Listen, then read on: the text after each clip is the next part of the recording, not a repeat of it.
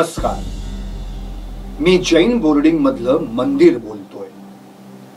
पुण्यातील model colony परिसरातील 3 एकरात स्थिरावलेलं शेठ हिराचंद नेमचंद दिगंबर जैन बोर्डिंग हाऊस तब्बल 65 वर्षांपासूनचा साक्षीदार म्हणून मी या जागेवर ऊन वारा पाऊस झेलत आलोय. माझं नाव आहे 1008 श्री भगवान महावीर दिगंबर जैन मंदिर. आज मात्र मी या जागेत आहे की नाही असा सवाल उपस्थित करून माझ्या अस्तित्वाविषयी बोललं जातंय आणि म्हणून मला बोलावं लागतंय.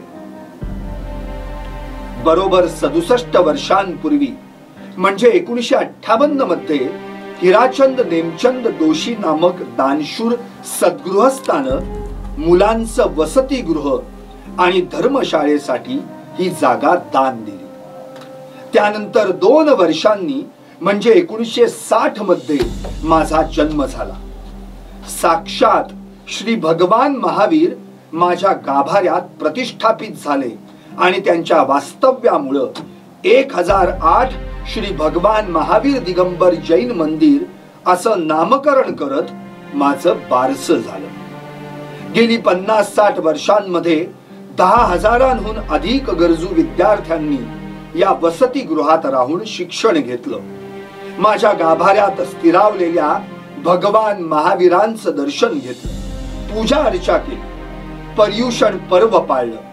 माझ्या अंगाखांद्यावर खेळून लहानाची मोठी झाली आणि भगवान महावीरांचा आशीर्वाद घेऊन आपापल्या आकाशात भरारी मारण्यासाठी पाखरासारखी उडूनही गेली. माझे स्वामी जिनेंद्र आणि मी आम्ही दोघे मात्र आजही त्याच जागेत त्याच ठिकाणी अचल आहोत.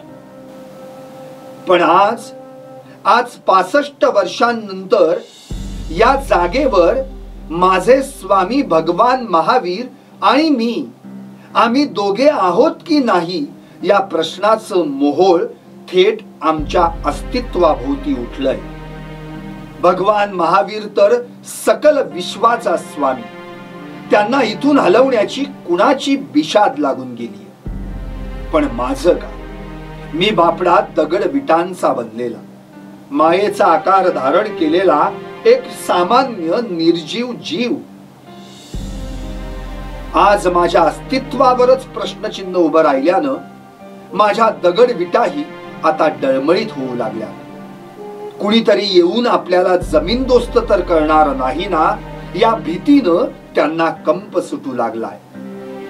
कारण काय तर जैन समाजाचं पवित्र स्थळ असलेल्या या जमिनीच्या विक्रीवरून आज नको तो वाद निर्माण झालाय. या जैन बोर्डिंगची संपूर्ण 3 एकर जागा गहाण ठेवण्यात आली आहे.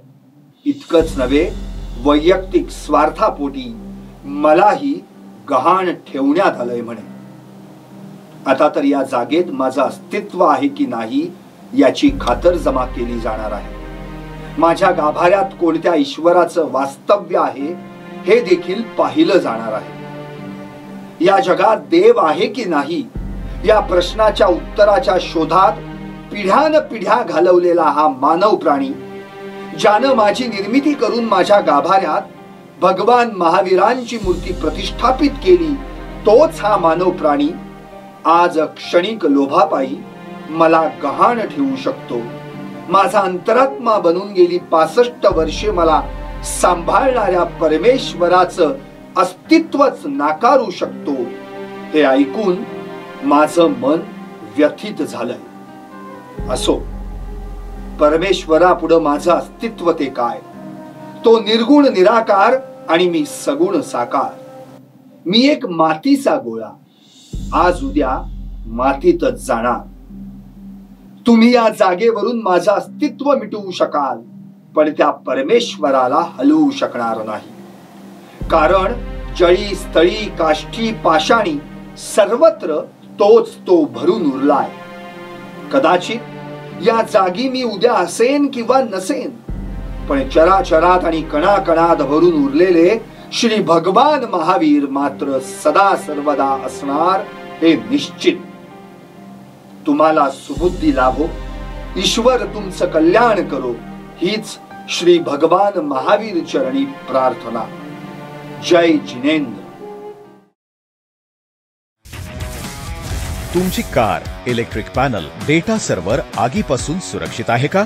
नाही? मग आजच बसवा F protect temperature activated fire suppression device. यामध्ये आहे eco friendly non toxic pressurised liquid, जे आग लागल्यास क्षणार्धात ऍक्टिव्हेट होऊन आगीवरती मिळवते नियंत्रण.